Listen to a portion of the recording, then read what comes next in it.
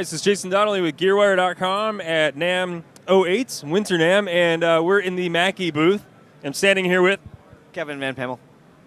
Thanks, Kevin. Kevin's going to show us the Mackie Hotwire guitar amp. So let's go have a look at it. All right, so essentially what it is a completely analog amplifier. The first thing everyone says is, hey, it's a modeling amp. It's not a modeling amp at all.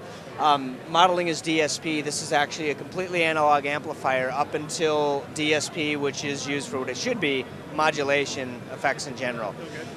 What makes it unique and what makes it what it is what we call mode switching. It's the rearranging of physical analog or physical circuitry in the analog path to emulate different amplifiers. It's driven by two 12AX7s. Okay. Its internal circuitry, like I said, rewires on the fly. So if you decide you want to sound like a USA-inspired amplifier, you dial that in. Componentry in the amp rewires the analog circuit and makes it sound that way.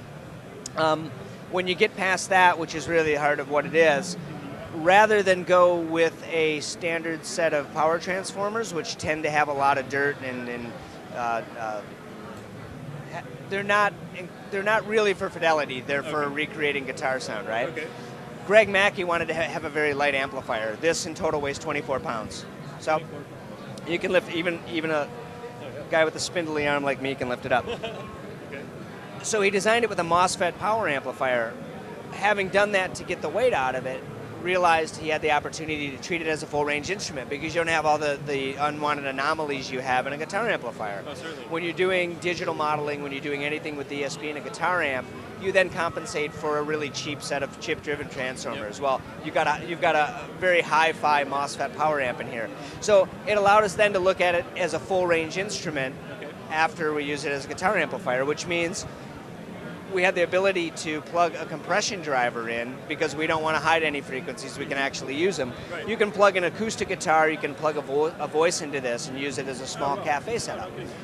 You can send separate DSP to the voice, to the guitar, whatever, the acoustic guitar, whatever you plug into it, because the DSP again is used what it should be used for, and that's to control analog circuitry. Okay. So for example, if I wanted to play a real crunchy guitar lead through this, I have my mic plugged in, my voice will come crystal clear through the compressor.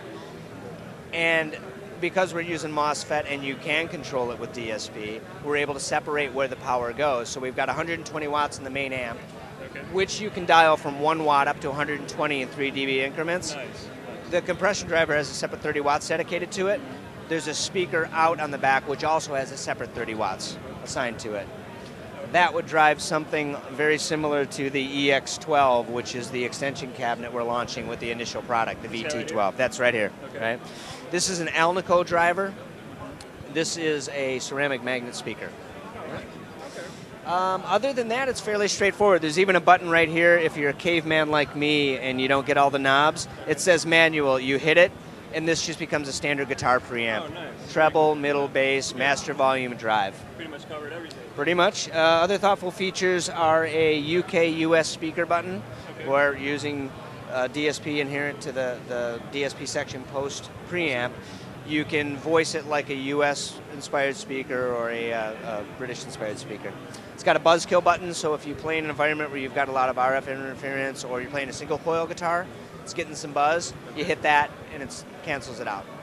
It has a notch filter for the acoustic instrument input, and that's probably more than I know.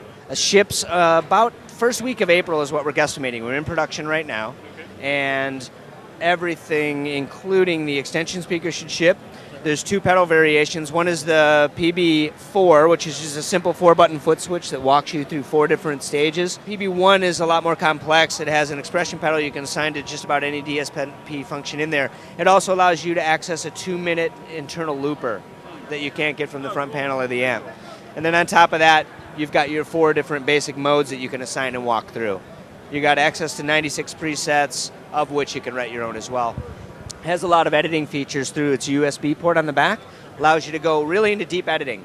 Even if you don't know how to read a schematic, it comes up as a graphic schematic, and you can start to tweak really small nuances of the amp signal path, capacitors, and things you'd find literally inside a physical amplifier. Oh, that's great. You can also use that to do light editing, dump it back to this, and one thing that makes it unique is that those editing capabilities can be dropped on a thumb drive.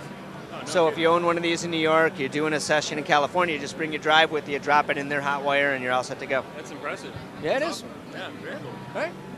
Wow. That's all I got. All right, well, thanks. No problem. Good to meet you. It's Jason with GearWire.com.